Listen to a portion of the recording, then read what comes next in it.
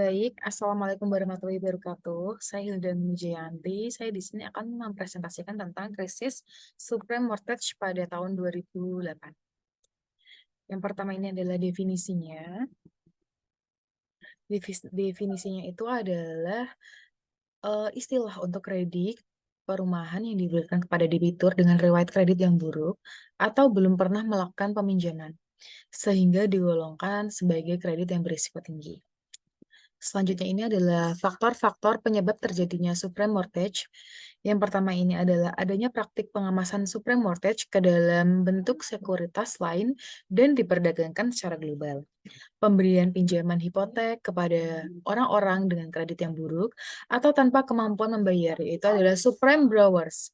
Praktik-praktik perbankan yang berisiko tinggi seperti pembuatan hipotek variabel, suku bunga yang meningkat secara tiba-tiba, serta pembuatan derivatif kompleks yang sulit dipahami oleh banyak pihak. Kurangnya pengawasan dan regulasi dalam industri keuangan. Krisis subprime mortgage memicu krisis keuangan global yang melibatkan keruntuhan lembaga keuangan besar dan dampak ekonomi yang meluas. Selanjutnya ini adalah latar belakang kemunculan produk subprime mortgage, yaitu dilihat oleh atau dilatar belakangi oleh cita-cita pemerintah Amerika Serikat untuk memperluas akses kepemilikan properti bagi seluruh penduduk, terutama mereka yang selama ini termarginalisasi dalam hal perumahan, berubah menjadi bumerang bagi perekonomian negara adidaya tersebut. Kredit perumahan subprime mortgage yang membidik pangsa pasar dengan resiko gagal bayar tinggi tentunya akan menerapkan tingkat suku bunga yang tinggi pula sebagai penyeimbang dari resiko tadi. Yang selanjutnya ini adalah pengaruh krisis subprime mortgage terhadap Asia Tenggara. Asia Tenggara terbebas dari awal krisis karena institusi keuangan di kawasan ini tidak banyak memiliki instrumen keuangan yang bermasalah dibandingkan dengan institusi keuangan di Amerika Serikat dan Eropa. Yang terasa adalah turun drastisnya tingkat permintaan dari mitra perdagangan di negara-negara maju.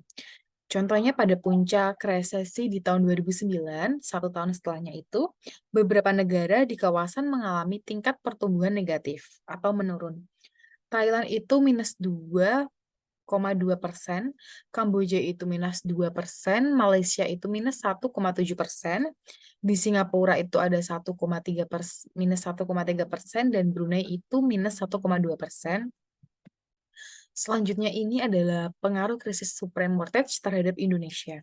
Yang pertama ini adalah dampak langsung dari krisis keuangan ini bagi Indonesia adalah kerugian beberapa perusahaan di Indonesia yang berinvestasi di institusi-institusi keuangan yang ada di Amerika Serikat.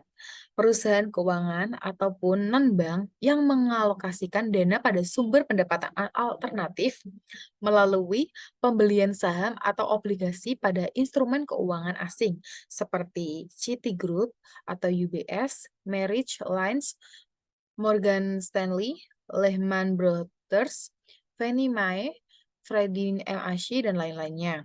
Sedangkan dampak tidak langsung dari krisis adalah turunnya likuiditas, melonjaknya tingkat suku bunga, turunnya harga komoditas, melemahnya nilai tukar rupiah, dan melemahnya pertumbuhan sumber dana. Demikian juga menurunnya tingkat kepercayaan konsumen, investor, dan pasar terhadap berbagai institusi keuangan yang menyebabkan melemahnya pasar modal. Di sini selanjutnya adalah kondisi perekonomian Indonesia saat krisis eh, tersebut pada tahun 2008. Ini adalah gejolak perekonomian yang semula diakibatkan oleh krisis ekonomi di Amerika Serikat, juga kemudian berimbas ke seluruh dunia. Jadi ini imbasnya itu bukan di Amerika Serikat aja, namun itu sampai di seluruh dunia juga. Tingkat konsumerisme yang tinggi, sebagian besar masyarakat Amerika Serikat melebihi batas kemampuan pendapatan di mana masyarakat cenderung cenderung itu menggunakan hutang sebagai penopang utama dalam memenuhi kebutuhan sehari-hari seperti penggunaan kartu kredit untuk belanja, kebutuhan primer, sekunder, maupun tersier. Sebagai contohnya itu adalah penggunaan kartu kredit untuk perumahan yang berimbas kepada ketidakmampuan lembaga keuangan memberi kredit atau kehilangan likuiditas untuk membayar karena piutang perusahaan kepada kreditur perumahan telah digadaikan ke lembaga pemberi pinjaman. Hal tersebut mengakibatkan bursa saham di Wall Street tak berdaya. Banyak perusahaan besar seperti Lehman Brothers dan Goldman Sachs. Akibat ini, krisis tersebut daya beli masyarakat Amerika Serikat itu menurun. Yang selama ini dikenal sebagai konsumen terbesar atas produk-produk dari seluruh dunia, tiba-tiba menurun. Menurunnya daya beli masyarakat membuat tingkat volume impor menurun drastis, yang tentunya juga mempengaruhi volume ekspor di negara-negara pemasok. Pemasok penyediaan produk yang dibutuhkan oleh industri di Amerika Serikat. Tentunya ini yang mengalami kerugian itu bukan hanya dari Amerika Serikat, namun dari berbagai negara yang terhubung dari Amerika Serikat. Oke, selanjutnya ini adalah krisis keuangan di Amerika Serikat merambah ke sektor real dan non-keuangan di seluruh dunia, termasuk negara-negara berkembang. Indonesia sebagai salah satu negara berkembang juga turut mengalami dampak dalam perekonomian yang terlihat dari berbagai indikator, di antaranya adalah harga saham merosot tajam. Di bursa BEI, nilai tukar rupiah melemah terhadap dolar US yang sudah menembus angka psikologis. Sekitar perbankan mengalami kesulitan likuiditas. Bahkan pemerintah sulit mencari pinjaman di pasar keuangan. Ini menurut Sugima pada tahun 2008. Dampak lanjutan dari krisis keuangan terjadinya perlambatan perekonomian yang dirasakan oleh masyarakat di antaranya itu pemutusan hubungan kerja atau PHK dalam aktivitas perusahaan. Hal tersebut diambil sebagai bentuk kebijakan perusahaan akibat kondisi perekonomian yang lesu, yang menurun. Setidaknya sampai tahun 2009, pemerintah menyatakan ada sekitar 57.000 tenaga kerja yang di PHK akibat dari imbas krisis ekonomi pada tahun 2008 sampai 2009. Itu adalah Republika 24 Juni 2009. Di samping itu, menurut Shino, pada tahun 2008, ini ada, sebentar.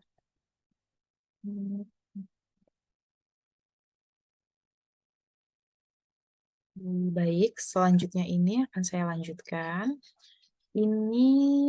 Selanjutnya ini ada tipe-tipe dari supreme mortgage. Tipe-tipe dari supreme mortgage. Yang pertama itu ada interest on loan mortgage, merupakan pinjaman yang mengharuskan debitur untuk melakukan pembayaran bunga dalam jangka waktu tertentu, di mana debitur akan mendapatkan bunga rendah pada periode awal, akan tetapi setelah periode awal bunga akan meningkat. Ya, selanjutnya ini adalah fixed rate mortgage, merupakan tipe pembayaran dengan suku bunga yang jumlahnya itu sama setiap bulannya. Yang selanjutnya itu adalah adjustable rates, merupakan pinjaman dengan suku bunga yang akan berubah secara berkala selama masa peminjaman. Dengan suku bunga awal yang rendah, akan tetapi untuk periode selanjutnya, bunga akan menyesuaikan dengan kondisi harga pasar. Selanjutnya ini adalah dignity mortgage.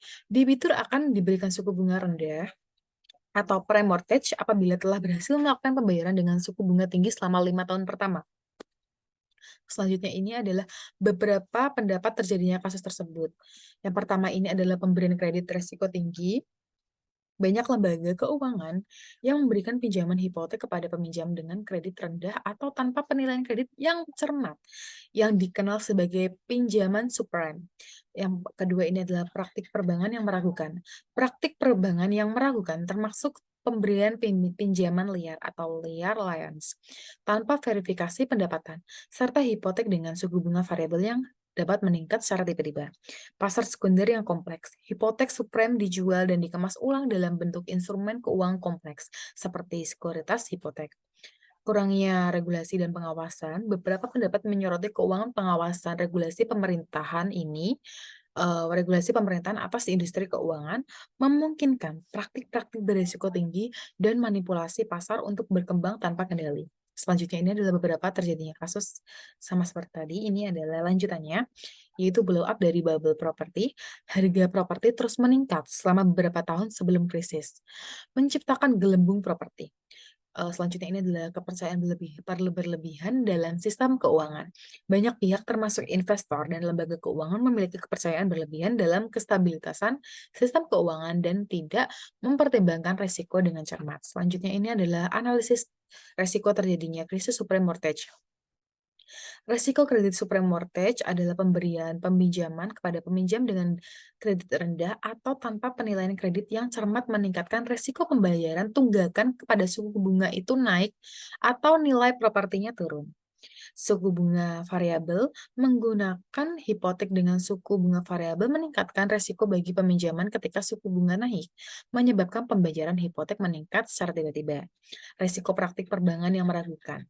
Praktik yang perbankan seperti pemberian pinjam liar tanpa verifikasi pendapatan atau aset, serta praktik-praktik penjualan tekanan tinggi meningkatkan resiko default hipotek. Selanjutnya ini adalah resiko derivatif dan sekuritisasi. Pengemasan dan penjualan derivatif kompleks yang terkait dengan hipotek subprime meningkatkan resiko karena kompleksitas instrumen-instrumen tersebut membuat sulit bagi investor untuk memahami resiko sebenarnya yang mereka ambil. Ini ada resiko gelembung properti ini, terus ini adalah dampak krisis moneter 2008 di Indonesia. Yang ini secara rincinya, tadi kan secara panjangnya sudah saya jelaskan dan ini secara rincinya.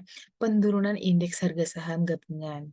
Terus ada tekanan di pasar globalisasi, tekanan di pasar obligasi, mohon maaf, tekanan di pasar obligasi. Krisis moneter 2008 menyebabkan kinerja pasar obligasi melemah dan mencapai puncaknya pada bulan Oktober dengan harga rata-rata terkoreksi hingga 27,4%. Yang selanjutnya ini adalah krisis likuiditas pada perbankan. Bank-bank swasta menengah dan kecil dengan likuiditas terbatas mengalami kesulitan pada krisis moneter 2008. Mereka hanya mengandalkan pinjaman di pasar uang antar bank. Keadaan likuiditas yang ketat membuatnya sulit, sedangkan bank besar memilih menjaga likuiditasnya. Berikut ini adalah kesimpulannya atau akhir dari presentasi ini. Kesimpulan berbagai faktor yang menyebabkan terjadinya krisis ekonomi, baik itu dari faktor eksternal maupun dari faktor internal di Indonesia. Indonesia memiliki banyak keberuntungan dari resesi ini sehingga efek dari resesi global ini tidak terlalu besar dibandingkan dengan emerging market lainnya. Karena Indonesia tidak perlu menggantungkan ekonomi di pangsa ekspor, kedua sektor perbankan maupun sektor finansial tidak terlalu mengalami dampak yang seberat negara lainnya. Ketiga bursa yang mengalami penurunan tidak terlalu berpengaruh maupun dampak. Oke, kedua sektor perbankan maupun tidak mengalami dampak seberat lainnya.